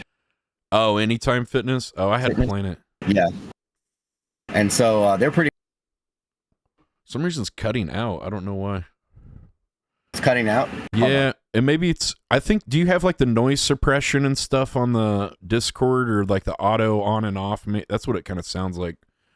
It's. Like, I just put this on this laptop because I didn't have Discord on my laptop, so I don't know what the settings are right now. I just threw. Yeah, literally, I threw it on here right before this thing. Oh, yeah. So if you turn off all that, like that, it has like all these echo cancellation stuff and like noise suppression, and it like sometimes it can mess with the sound if you got like a fan going. It cuts out all the time because it's hearing the noise or the air conditioner. I think that's what it was doing. Yeah, I turned the AC off, so it should be good now. Well, I want to wrap things up, but before I go, what are your plans for the summer, and is there anything you'd like to promote coming up that you're going to be doing in the spring or the summer? And I don't know, just anything you'd like to talk about or tell people what your plans are, that, you know, what you got coming up. Yeah, so throughout the year leading up to September and October, once a month, I'm always working at the haunted house. So if people want to see what it's like behind the scenes of building a haunted house, the work that goes into it, the different things like that, I'm always there at least once a month doing that, you know. And then since it's getting warm now, I'm going to be kicking back up the magnet fishing. I do magnet fishing streams as well. And what kind of stuff do you find? Things. You know, I've found knives, tools, jewelry, you know, just anything somebody can drop that's metal. We've pretty much found it. Wow. We found guns, just all kinds of stuff. Like we haven't found a gun yet. You know, you go to the YouTube videos and they always find cannonballs and guns and stuff, right? Yeah. Safes full of millions of dollars. For some reason, those aren't where my magnet lands. All the YouTubers manage to find guns on every time they go. They find guns. Another old bike. My magnet. You know? But I find everything else except the guns and the safes full of money. So maybe one day I'll find that. But I find everything else. So I'll be throwing in some magnet fishing. I have a stream coming up where I'm going to be doing noodling this summer. I don't know if do you know what noodling is? No, I've heard of canoodling. It's like making out with somebody in a sleeping bag or something. But so noodling is some parts of Texas in the rivers. They have catfish that are about 6 to 8 foot long, and they're huge. And so you catch them with your arm, and you put on this glove, and you go underwater. You shove your arm down their throat and you wrestle them and get them out. And so I'm going to have a stream where I'm going to be doing that noodling for giant catfish. And so that's going to be one of the streams. And then I'm going to do another stream where I'm going to be catching monster garfish. And I don't know if you know what an alligator garfish is, but it looks like a dinosaur with really sharp teeth. And they get up to like 1,200 pounds. Jesus. And so I'm going to have a stream where I'm going to go out and I'm going to be catching alligator garfish. So that's going to be coming up. I'm going to have some paranormal stuff in some really crazy locations coming up. Throughout the summer, we're going to be going and visiting some amazing urbex locations in other states, some prisons and things like that. So like those will be coming up. Big van road trip or something? Yeah, like if most of the time my trips, if I go on a trip because of work, it's Thursday through Sunday night because I have to be back by Monday for work. But I have some vacation, and so I'm going to be able to do some extended trips throughout the summer, right? And so I'm thinking about getting that unlimited flight plan.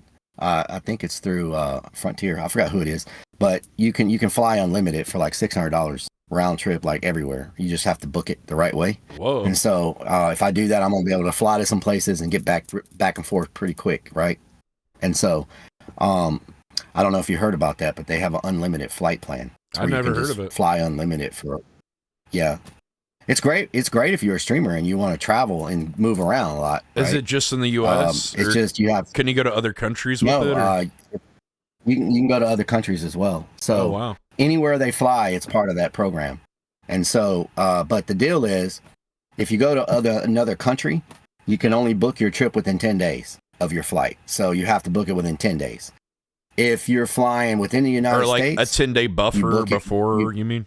Yeah, like a 10-day buffer. If you go out of the country, it's a 10-day buffer to go and come back. Okay. If you're within the United States, it's a 24-hour buffer. So you have to book the day before if you're within the United States. But for me, you know, if you're trying to not spend a whole lot and just go places back and forth, you know, and go around, for me, it's a good deal because you pay that $600 and then you're traveling light anyway because you're not staying there a whole long time. And so you can go back and forth really cheap, you know.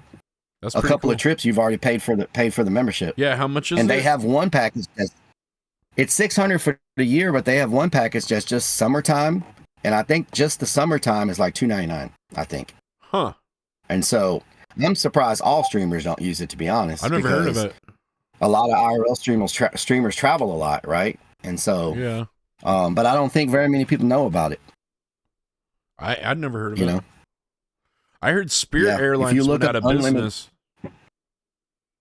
Unlimited flights, and I want to say it's through Frontier. Unlimited flights. Is it Frontier, y'all? I know they can hear me on your stream, so maybe they'll answer on mine, or maybe they'll answer on your stream. But I think it's Frontier.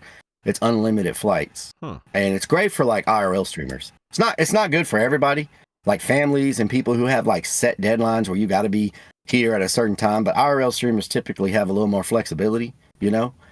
And so it's great for streamers that want to be able to travel everywhere and just pay one time and not have to worry about a whole bunch of flight fees and stuff.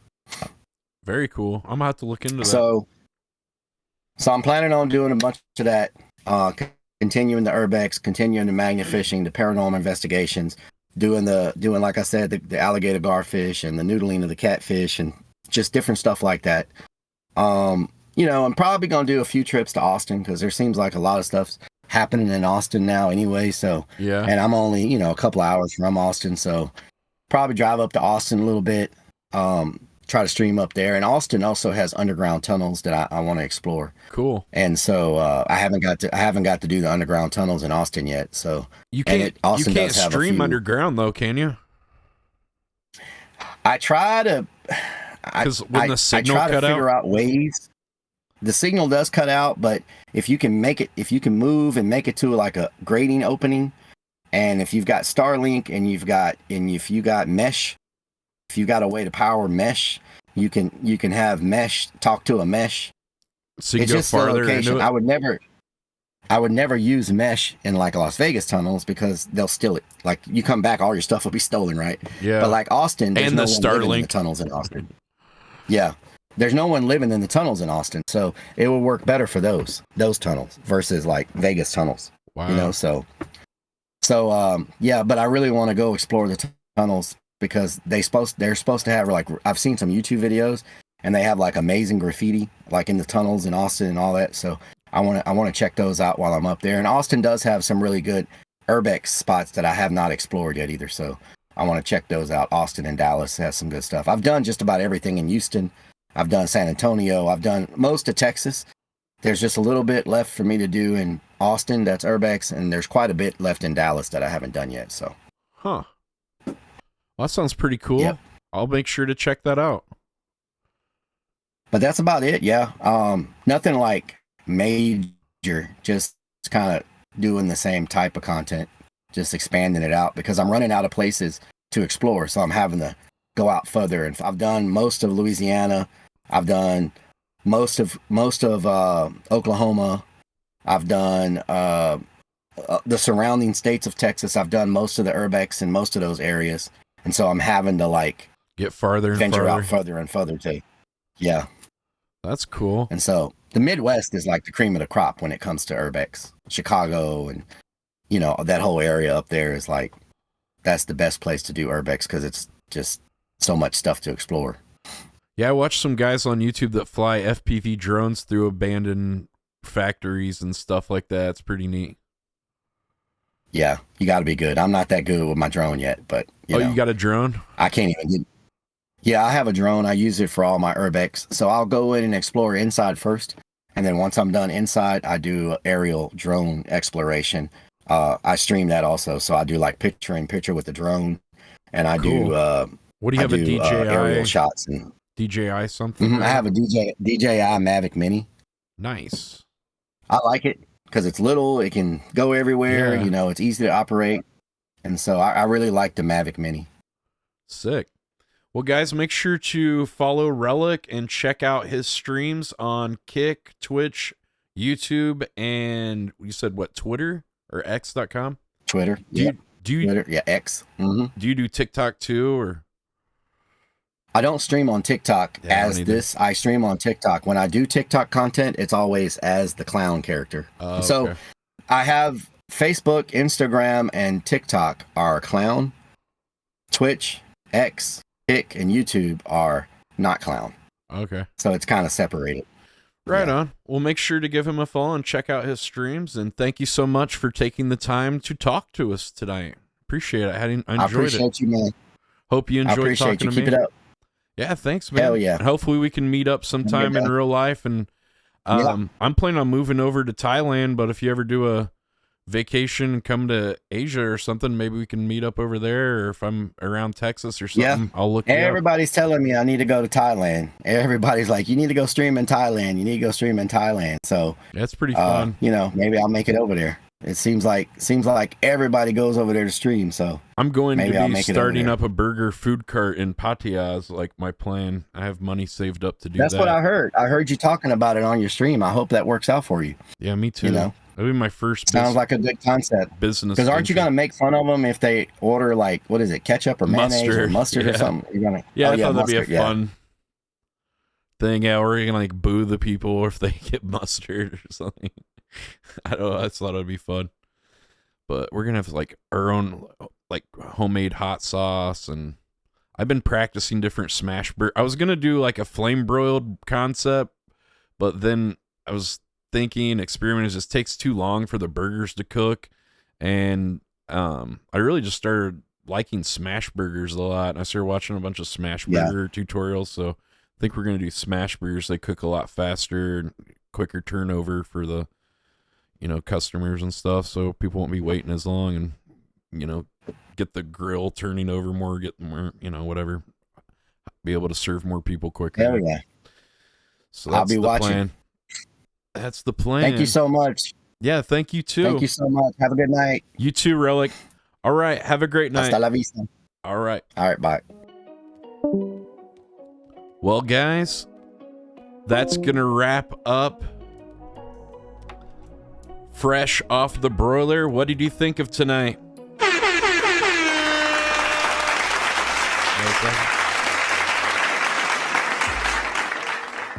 All right.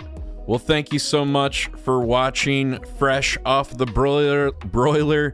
If you'd like to check out past and previous episodes, make sure to check out my YouTube channel, Burger Planet, on YouTube. I'm also on X.com, Discord, Instagram, Facebook, all that jazz. You can find my links in the about or in this video's description. Thank you so much. I hope you enjoyed the discussion and the podcast tonight. And make sure to tune in Mondays, Wednesdays, and Fridays at 6 p.m. Eastern Time for Kick News. I'm Burger Planet, and thank you for watching Fresh Off the Broiler.